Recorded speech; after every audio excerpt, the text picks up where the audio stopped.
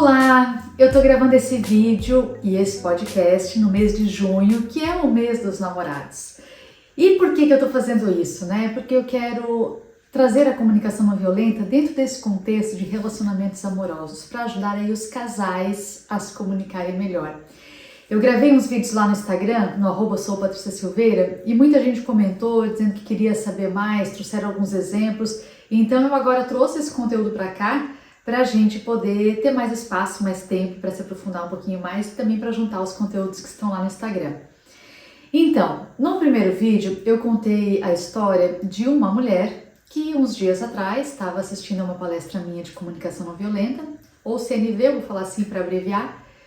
E aí, quando terminou a palestra, ela me chamou e falou assim: Patrícia, assistindo a tua palestra hoje, eu percebi que eu me divorciei por falta de comunicação. Aí eu olhei para ela, fiquei surpresa, na verdade até achei que ela não estava muito conectada assim com a palestra, porque ela estava bem séria, mas eu acho que é porque ela realmente estava refletindo bastante. E aí ela disse assim: eu fui casada por quase 20 anos e o meu marido reclamava que eu não sabia me comunicar com ele, ela me falando, tá? E aí ela continuou dizendo então que ela é empresária, que ela tem funcionários, ela tem clientes, e quando o marido falava isso para ela dizia que ela sabia se comunicar, tanto que ela vendia o produto dela, né, o serviço dela, melhor dizendo, ela se relacionava bem com os funcionários. E aí como que ela não sabia se comunicar? Né? Ele falava isso, dizia que faltava conexão entre eles e ela rebatia, se defendia. Aí, ela escutando sobre o CNV, ela percebeu que, na verdade, ela não se conectava mesmo com ele pela escuta. Porque na CNV a gente aprende a escutar usando uma lente diferente. A gente escuta, né? A gente tá falando de audição, mas eu vou fazer essa relação com os olhos, que é a gente ajustar a lente para ver as necessidades do outro. E também olhar para as nossas mesmas, porque a gente fala que a CNV ela começa primeiro com a gente mesmo, né? Uma conversa muito mais interna até. E aí a gente expressa aquilo que está dentro da gente, né? Então quando a gente consegue olhar pra gente, se entender, a gente também consegue entender melhor o outro. E aí ela disse que ela percebeu que ela não tinha identificado naquelas conversas que eles tinham tido antes de terminar o casamento, quais eram as necessidades dela e quais eram as necessidades dele. Aí eu falei pra ela, tá, então vamos olhar para as tuas, né? Quais foram as necessidades tuas que tu identificasse agora? Daí ela falou, olha, eu precisava de paz e de apoio. Aí a gente continuou conversando e aí a gente também falou a respeito das necessidades dele, que parece que era conexão, principalmente com ela, e segurança ela trouxe, né? O que aconteceu? Ela estava num ritmo acelerado de trabalho, né, em função da empresa dela, e aí eles acabaram não se escutando, não se olhando e por isso não se conectando. Aí eu trouxe esse exemplo lá no Instagram, estou trazendo aqui agora então com mais detalhes, porque isso realmente é uma coisa que a comunicação não violenta pode ajudar muito a gente a se conectar com a gente mesmo e com o outro. E isso num casamento ou até num namoro é super importante, essa conexão, né? É o que muitas vezes dá aquela química entre o casal, né? Faz com que o casal se conheça melhor. O Marshall Rosenberg é um psicólogo, né? Ele já faleceu, um psicólogo norte-americano, e ele que sistematizou a comunicação não violenta. E aí quando ele falava assim nesse contexto de casais, e até em outros conflitos também, mas ele trouxe esse exemplo especificamente numa situação de um casal, ele dizia que depois que cada um consegue olhar para a necessidade do outro, olhar realmente assim, compreender, se conectar com aquela necessidade, o conflito é resolvido em menos de 20 minutos. Aí ele falou isso num workshop para um casal que estava casado há muitos anos, e desde o início do casamento eles tinham um conflito que volta e meia eles brigavam por causa daquele mesmo motivo. Que era, o motivo era o seguinte, o marido não deixava a esposa usar um cheque, né? Eles tinham uma conta lá em conjunto, que era a conta que eles usavam para administrar as finanças da família, e ele não deixava a esposa usar cheque daquela conta e gastar o que ela gostaria de gastar. E aí conversando, eles, né, o Marshall Rosenberg mediando aquilo ali, ele falava, tá, mas o que acontece? Daí ela usava rótulos, ele também, né? Ah, porque ele é um controlador, e ele, ela é desorganizada.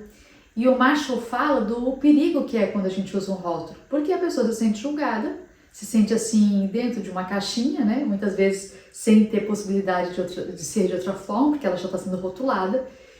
E aí também faz com que a pessoa tenha mais ainda dificuldade de sair daquele lugar, e a pessoa que está falando, né, esse julgamento, esse rótulo, ela também está olhando só para aquilo. E aí o Marshall pedia para a gente evitar, inclusive, o verbo ser nessa conjugação, né? Ah, ele é isso, ele é aquilo, né? E aí ele dizia, mas o que acontece com vocês? E eles voltavam para o julgamento e para o rótulo. E aí ele foi indo. E aí realmente foi uma conversa longa até identificar quais eram as necessidades de cada um. Durante essa conversa, então, eles identificaram que a necessidade, ou as necessidades, vamos falar no plural, né? Dela, era uma autonomia e confiança. E as necessidades do marido eram segurança financeira, porque ele era responsável pelas contas da família, responsabilidade. E olha que interessante, o que acontece quando a gente olha para as necessidades? A gente vê que a necessidade do outro também é a minha em algum grau, em algum momento. Quem não tem necessidade de confiança e de autonomia? E quem não tem necessidade de segurança financeira e de responsabilidade? Todo mundo quer isso.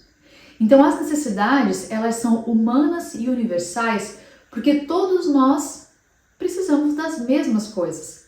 Então quando a gente vê que o outro precisa da mesma coisa que eu, em algum momento, em algum grau eu também preciso daquilo, eu reconheço também a humanidade do outro.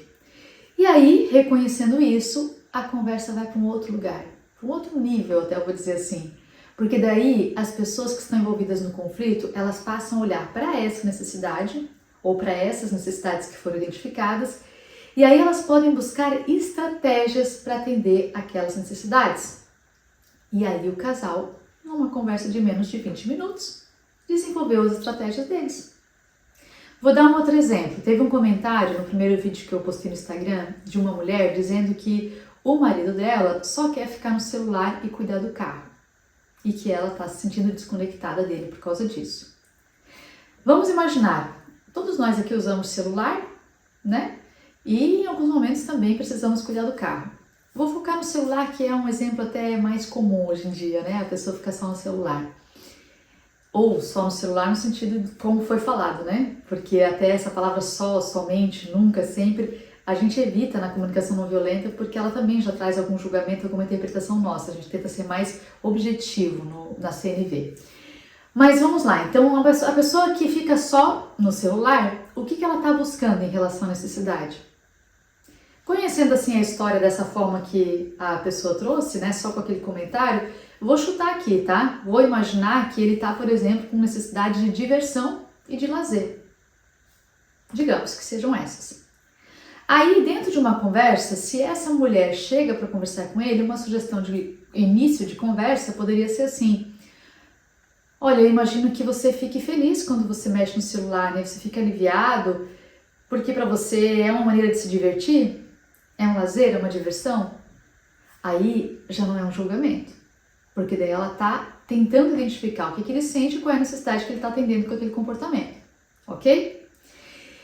E aí ele pode dizer que sim, que é isso mesmo, ele pode dizer que não é diversão, que não é lazer, que é paz, por exemplo, outra necessidade, né? Não é um jogo de acerto e erro, ela pode sugerir e aí ele pode confirmar se é isso ou não. A mulher pode reconhecer que para ela também é importante diversão e lazer e também é importante a conexão e a companhia com ele, a conexão com ele e a companhia dele, né? E aí, como é que eles podem seguir nessa conversa? Bom, se é importante lazer e diversão para os dois e se é importante conexão e companhia para ela, que eu imagino que também seja para ele, quais são as estratégias que eles podem ter para que essas necessidades de ambos sejam atendidas em algum grau? E aí a conversa vai também para outro lugar, como eu estava falando, ela sai do julgamento.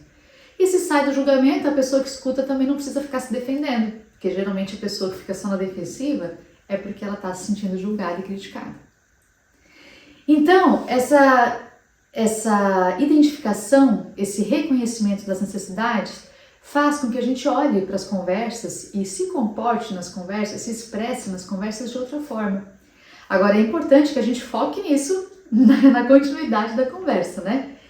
Agora, mesmo que lá no meio a gente acabe voltando para um comportamento anterior, Se começar diferente, a gente já demonstra uma iniciativa, uma intenção diferente para a pessoa, né? Então é o primeiro passo, vamos com calma. A gente pode falar mais de CNV aqui nos próximos episódios. Agora, é uma maneira da gente começar nesse caminho. Começar a conversa, trazendo as necessidades, reconhecendo, validando elas e buscando estratégias para atender aquela necessidade de uma maneira que também atenda da outra pessoa envolvida. Vou rapidamente aqui falar do terceiro passo, ou do terceiro vídeo, eu vou falar assim, né? Porque eu trouxe então identificação de necessidades, um pouco de como expressar, e aí a gente pode fazer um pedido numa conversa em que a gente está tratando de algo importante para a gente. Esse pedido, eu sugiro que já vá para a estratégia, porque se a gente pede para uma pessoa, por exemplo, eu preciso de apoio, eu preciso de diversão, eu preciso de lazer, ainda fica muito vago o que a gente realmente quer. Então, eu posso dizer até que eu preciso disso, porque são necessidades, né?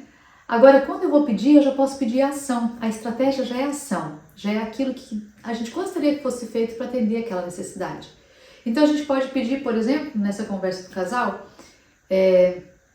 bom, eu vejo que para você é importante lazer e diversão e ao mesmo tempo eu estou querendo conexão e companhia. Será que a gente poderia combinar de você ficar mais tempo no celular no período da tarde, de manhã, dar atenção para mim? Digamos, né? Ou será que a gente pode combinar que enquanto você estiver no celular, eu também fico, porque daí a gente faz a mesma coisa ao mesmo tempo, e aí a gente combina 1 hora, por exemplo, um tempo, e daí depois daquele período a gente faz alguma coisa juntos, né? Digamos assim. Então são pedidos já mais claros, não é só assim, eu preciso de apoio, eu preciso de conexão, porque ainda fica muito vago para o outro de que forma que a gente gostaria que aquela necessidade fosse atendida. Eu vou encerrar aqui com um exemplo que aconteceu na minha casa e que eu acho que ilustra bem essa questão do pedido. Não é sempre que a gente consegue pedir da maneira assim, que usando a CNV, né? A gente fala que a CNV é uma nova linguagem, então a gente vai treinando, vai praticando, treinando, praticando e vai cada vez acertando mais. Agora a gente também está sujeito ainda a falhar em alguns momentos, né?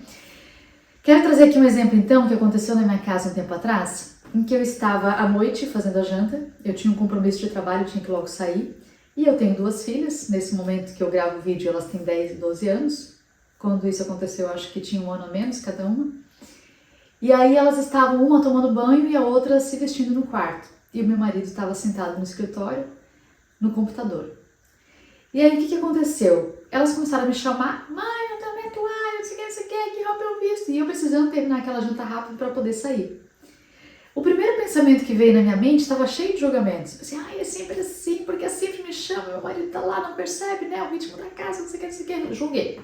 Ok, a CNV disse que tudo bem julgar se a gente separar o julgamento da observação.